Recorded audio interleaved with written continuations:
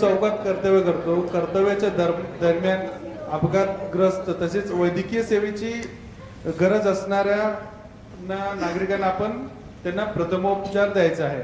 आपण आज सकाळी ते CPR बाबत माहिती घेतली.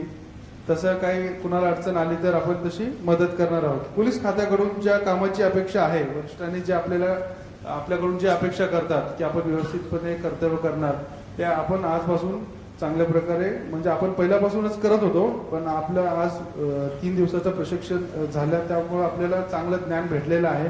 कारण की आपण बाकीच्या किरकोळ गोष्टीमध्ये वाद व्हायचे, आपण स्वतःहून आजपासून सगळ्यांनी, असं मला वाटतं की सगळ्यांनीच ठरवलेले की आजपासून वाद होणार नाहीये. कारण आपण त्यांना स्किप करणार आहे, त्या लोकांना आपण स्किप करणार आहे. ठीक. आणि क्षमता, ज्ञान, सत्यनिष्ठा, आदर, बुद्धी, योग्यता, आत्मविश्वासपूर्वक काम करणार आहे. अद्ययावत सेवेसंदर्भात सर्व लागणाऱ्या ठिकाणांची यादी अद्ययावत ठेवणार.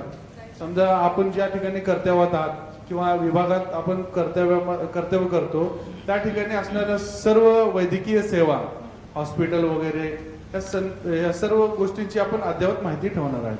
ठीक आहे. Okay, thank you. प्रत्येक पोलीस इथून पुढे टू व्हीलरवर फिरताना प्रत्येक जण हेल्मेट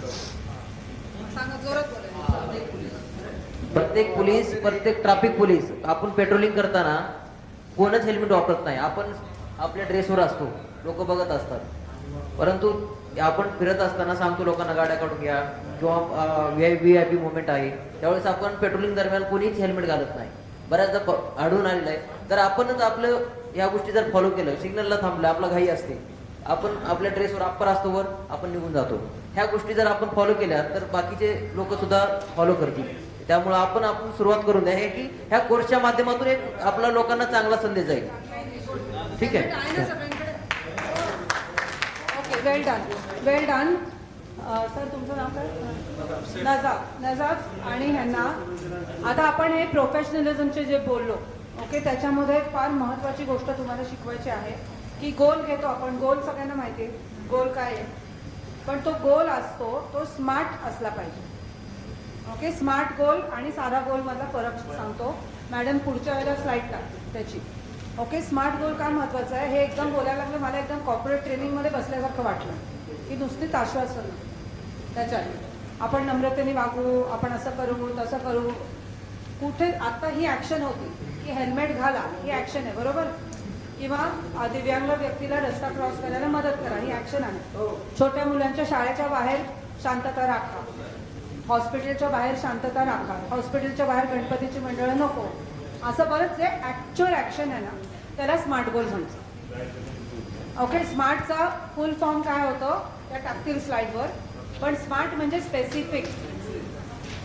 स्पेसिफिक म्हणजे काय की क्लिअर आहे की हे करायचं हे नाही करायचं. नुसतंच आपण विनम्रतेने वागू. विनम्रता म्हणजे काय आहे ओके नाही आपल्याला माहित नाही, ते गोल मोठा झाला. आपल्याला या एक्सरसाइज मधनं स्मार्ट गोलच द्यायचे. आणि ते स्मार्ट गोल त्यात टाकतायत. ओके, सो स्पेसिफिक, मेजरेबल म्हणजे मेजर. सरांनी आता सांगितलं तसं 60 लोकांपैकी 54 लोकांनी हेल्मेट घातले, 6ने नाही घातले, पुढच्या वेळेला 60ने घातले, म्हणजे मेजर केलं आपण. त्यामुळे गोल आपला स्पेसिफिक, मेजरेबल झाला. ॲक्शनेबल. R म्हणजे रिअलिस्टिक. रिअलिस्टिक काय, आता 5 लिटर पाणी प्या, हे अनरिअल गोल आहे, आपल्याला नाही जमणार आहे. त्यामुळे अनरिअल काही घ्यायचं नाही, जे रिअल नक्की जमणार आहे, वास्तविक जमणार आहे तेवढंच घ्यायचं आहे. आणि टाईम.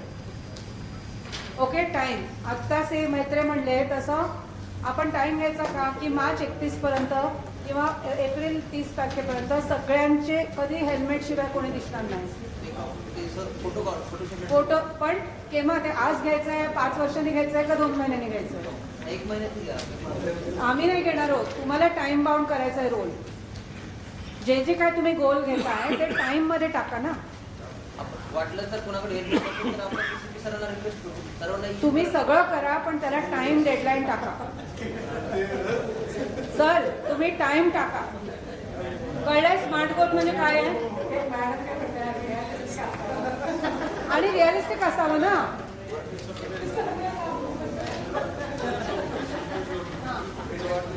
माझा एक मित्र आहे सोहेल शेख म्हणून, पुण्यामध्ये राहतो तो. त्याच्या वाढदिवसानिमित्त आमच्या डिव्हिजनला आम्ही हेल्मेट वाटप केलेले आहे. असे उपक्रम आपापल्या मित्रांकडून आपण काहीतरी आपल्या संरक्षणासाठी आपण सगळ्यांनी करावा अशी विनंती आहे. ओके, मी एक स्मार्ट गोल घेते. मी स्वतःसाठी एक स्मार्ट गोल घेते. Okay, Suraj just make sure की फरा इमाची कोणतीबा आहे ते ग्रुपवर टाका, ते सुनीताने टाकलं तरी चालेल, की आपल्या आता 15 मार्चपर्यंत आमचे मास्क येतील तयार होऊन. ओके, तर 15 मार्चपर्यंत मास्कचा मेसेज आपल्या ग्रुपवर गेला पाहिजे.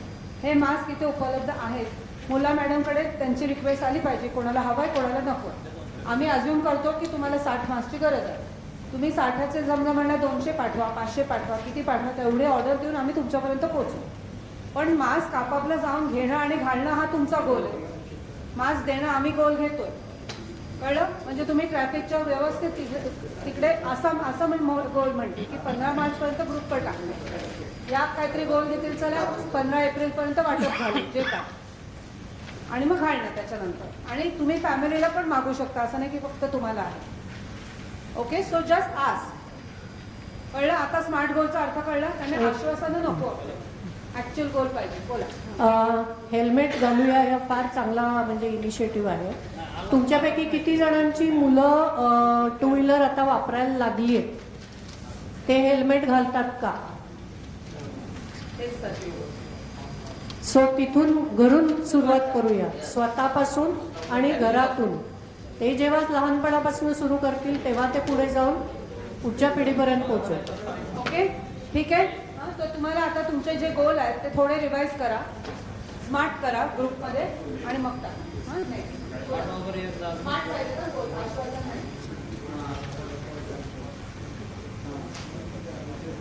आमचा पॉईंट आहे कॉन्फ्लिक्ट मॅनेजमेंट. आमच्या सहकाऱ्यांच्या सूचना वजा मत आहेत.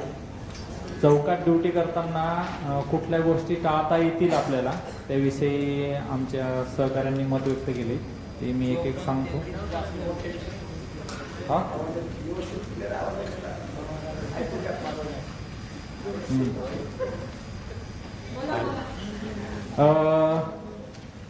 आपण कर्तव्य करत असताना जर चालकाने एखादी चूक केली असेल तर त्याला थांबून त्याच्याशी हळू आवाजात संवाद साधायचा आहे आणि त्याच्याशी हसून बोलायचं आहे शक्य झाल्यास.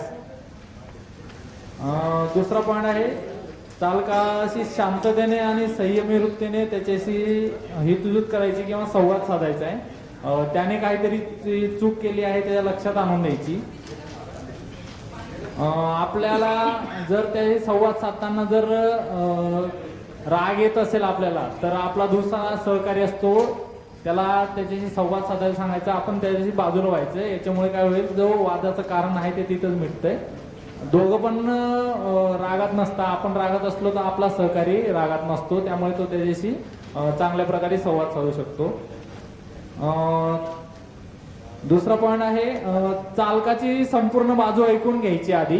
जर त्याला आपण थांबवलंय तर मग त्याचं म्हणणं संपूर्ण ऐकून घ्यायचं आणि त्याच्यावर आपली प्रतिक्रिया नोंदवायची, जी पॉझिटिव्ह असायला पाहिजे, सकारात्मक असायला पाहिजे, जेणेकरून काही वादाचं कारण त्यातून उद्भवणार नाही, असली आपली प्रतिक्रिया असायला पाहिजे. दुसरा पॉईंट आहे, चौकातले पब्लिक रिलेशन आपले चांगले असायला पाहिजे. आपण ज्या चौकात ड्युटी करतो आहे तिथले हॉटेल्स असतील किंवा पानटपरी असेल किंवा ठेलेवाला असेल, ETC जो काही दुकानदार असेल त्याच्याशी आपले संवाद चांगले पाहिजे, जेणेकरून उद्या उठून एखाद्या चालकाशी किंवा कोणाशी आपलं वाद निर्माण होतोय तर ते आजूबाजूचे जे शॉपवाले असतात ते आपल्या मदतीला येतील आणि जो मोठा वाद निर्माण होईल तो तिथंच त्यांच्या सहकार्याने किंवा त्यांच्या मदतीने तो आपल्याला तिथंच मिटवता येईल. एखादा चालक जर व्हायलेशन करून जर गोंधळ निर्माण करत असेल तर आपल्या म्हणजे जर आपल्या हाताबाहेरची परिस्थिती जात असेल तर आपल्या वरिष्ठांना त्याबाबत लगेच त्वरित कळवायचं आहे. आणि एखादा जर मुद्दामून व्हायलेशन म्हणजे एक असतात ना काही लोक आपली की मुद्दामून नो एंट्रीतनं जाणार, मुद्दामून रॉंग साईडने येणार, तर अशा माणसाला एकदा समज यायची आहे, जर तो वादच घालत असेल तर त्याला हाय तसा सोडून द्यायचं, जा बाबा तुझा तू निघून जा, मला काही वेळ नाही तुझ्याशी वाद घालायला. आणि अत्यावश्यक बाकीचे नो एंट्रीतनं किंवा रॉंग साईडनं इमर्जन्सी वाले असतात. कोणाला हॉस्पिटलला जायचं असतंय, कोणाला माहितीच्या ठिकाणी जायचं असतंय, कोणाचं वेगवेगळी कारण असतात. त्यांचं पूर्ण कारण ऐकून घ्यायचं, त्याची शहानिशा करायची आणि हाय तसं त्याला सोडून द्यायचं की जा बाबा तुझं काम तू कर. आणि एक महत्वाचा पॉईंट सांगितलाय आमच्या सहकाऱ्यांनी की रात्री आपण नाकाबंदी करताना डीडीची कारवाई करतो, ड्रिंक अँड ड्राईव्हची कारवाई करतो. तर त्यावेळी जर समोरचा दारू पिलेला व्यक्ती आपल्याशी जर वाद घालत असेल तर मग बाकीच्या सहकाऱ्यांपैकी एकाने त्याची म्हणजे ज्या दारू पिलेल्या इसमाची बाजू घेऊन त्याला प्रेमाने सांगायचे की बाबा हे असं नको करू, कमी फाईन भर किंवा असं त्याची हिजूत त्याच्याशी चांगल्या गोष्टी संवाद साधायचा आहे, त्याची बाजू घेऊन बोलायचंय आणि त्याच्याकडनं प्रेमाने काही जे दंडात्मक कारवाई असेल किंवा बाकीच्या गोष्टी असतील ते त्याच्याकडनं करून घ्यायचे. बस मॅडम एवढं. थँक्यू.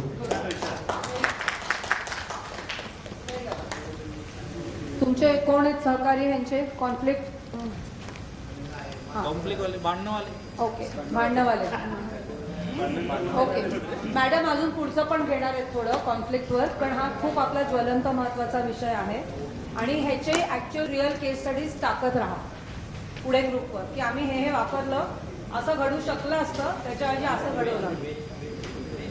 ओके, तर आपल्याला तुम्हालाच हिरो करायचे. तुम्ही पायलट होता ना, हो की नाही? या ट्रेनिंगचे पायलट तुम्ही आहात, तर तुमचंच एक्झाम्पल घ्यायचं आहे सगळीकडे, तुमचंच महत्व आणि तुम्हीच कसं सुरुवात केली हे दाखवायचं आहे आपल्याला.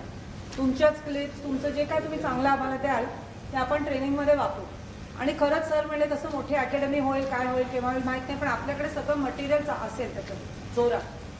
बाकी काही नाही तर पुढच्या 19 बॅचेस नाही तरी फायदा होईल ना तुमचा जे तुम्ही करताय. ओके, पाठवा. खूप लिहिता येते. काय झालं? अभिप्राय. बरं, सेल्फ केअरची कुठे गेली?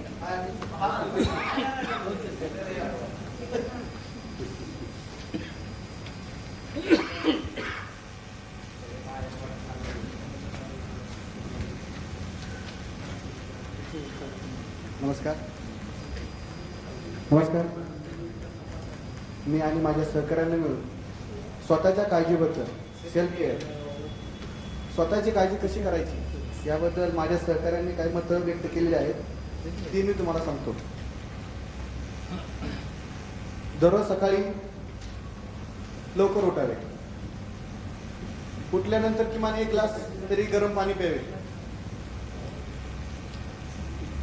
नंतर सकाळी पौष्टिक नाश्ता करावा. सकाळी उठल्यावरती योगासने, व्यायाम, जिम जे काय तुम्हाला शक्य होईल त्यापैकी कोणतेही एक किमान अर्धा 1 तास करावे.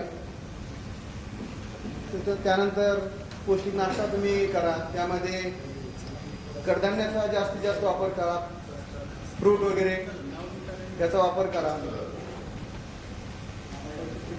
नंतर कर्तव्यावर जाण्यासाठी तुम्ही 10 ते 15 मिनिटं लवकर निघा, जेणेकरून घाई गडबडीत गाडी चालवणार नाही.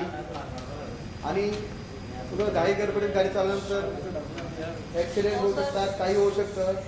त्यासाठी 10-15 मिनिटे आपण स्वतः लवकर निघा, जे वेळेवर पोहोचा.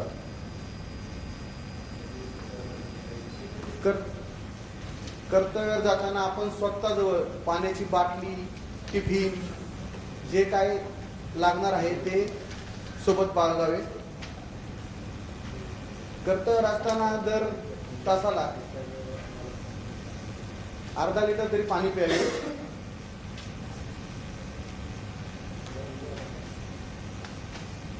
समजा जर तुमचा कर्तव्यावर असताना एखाद्याशी वाद झाला, किती वाद होऊन द्या, तुम्हाला जर राग आला ना, फक्त 10 पासून 1 पर्यंत उलटे अंक मोजा. तुम्हाला कितीही राग येऊन द्या, तुमचा राग हा निघून जाणार. 10 से फक्त 10 पासून 1 पर्यंत आकडे मोजा, तुमचा राग निघून जाणार. मग नंतर तुम्ही त्याशी शांतच होऊन बोलणार. ड्युटीवर असताना कुणाला डायबिटीज, शुगर वगैरे असते, त्यांनी चॉकलेट, गोळ्या काय असतील ते स्वतः न बाळगाव्या.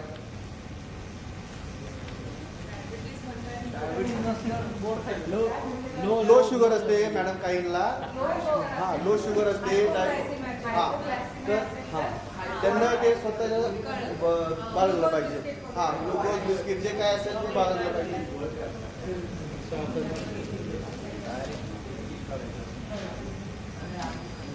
नंतर संध्याकाळचे जेवण शक्यतो लवकर करण्याचा प्रयत्न करेल आम्ही.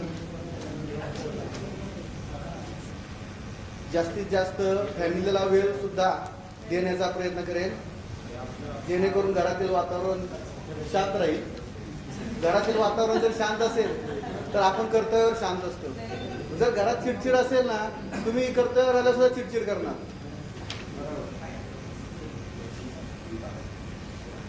आणि जर आम्हाला जर वेळ सापडला मॅडम, तर आम्ही जे आम्हाला पुस्तक वगैरे जे छंद आहेत ते जोपासण्याचा प्रयत्न करेल आणि रात्री वेळेवर झोपण्याचा सुद्धा प्रयत्न करेल. Thank you thank you. अजून माहिती नाही आहे की डायबिटीस आहे का नाही, पण आपल्याला माहीत पण नसतं ना बऱ्याच वेळा. हां, तर तेवढ्या एकच ब्लड टेस्टमध्ये मला 2 रिपोर्ट पाहिजे. मला ब्लड शुगर म्हणजे डायबिटीस आहे का नाही, ब्लड शुगर किती आहे ती सगळ्यांना माहिती आहे. न जेवता पहिल्यांदा सकाळी जायचं असतं, न पाणी पिता वगैरे ते करायचं आणि मग ब्रेकफास्ट नंतर फास्टिंग आणि नंतर ती एकदा तरी करून घ्या. ओके, त्याच्यावरनं कळेल डायबिटीस असणं काही गुन्हा नाही आहे.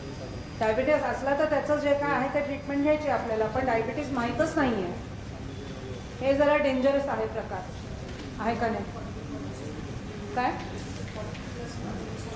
हां, 40+40 वर जे आहेत त्यांनी कोलेस्ट्रॉलची टेस्ट करून घेणे, डायबिटीसचं ब्लड शुगर करून घेणे आणि हिमोग्लोबिन एस्पेशली लेडीजने चेक करणे.